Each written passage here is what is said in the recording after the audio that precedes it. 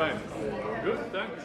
Amani National Congress leader Musalia Mudavadi, who is on a 2-week tour of the United States, says it is worrying that there is little to show for the massive monies that have been borrowed over the past 7 years, adding that the public debt is growing at an extremely alarming rate. Is it possible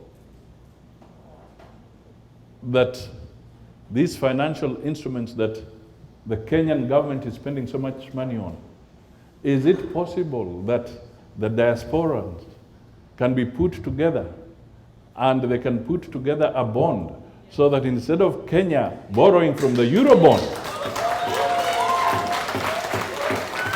you can have a diasporan bond, whether it is, if you're already remitting $2 billion equivalent annually, you can create a diasporan bond where the government of Kenya can borrow from you, not borrow from a Eurobond or from China or from Netherlands, but borrow from Kenyans.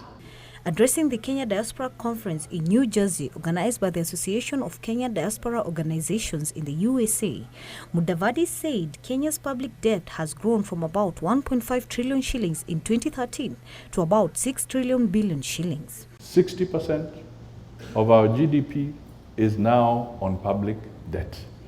It's going to be public debt. It is serious.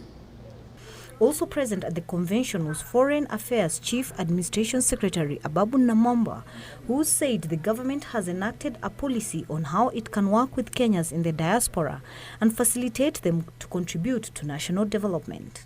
The least we can do in government is to support you and make it a little easier for you, so that whether it is remittances and the cost of remittances, the safety of your remittances, so that when it lands in Kenya, you know it is safe and it's not going to disappear through some mysterious corner. We owe you that.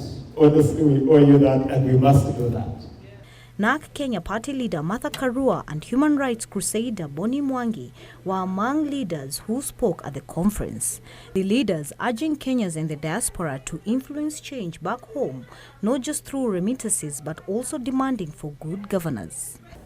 Are you waiting for this house called Kenya to fall down on us?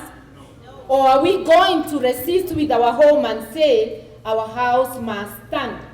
If we used our influence each in a small way, we would influence people to think differently. Your lack of unity, people, is the reason why you can't get progress. It's the reason why when you send money back home, the money is stolen.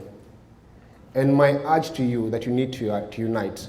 If you unite and work together, you'll get what you want back home.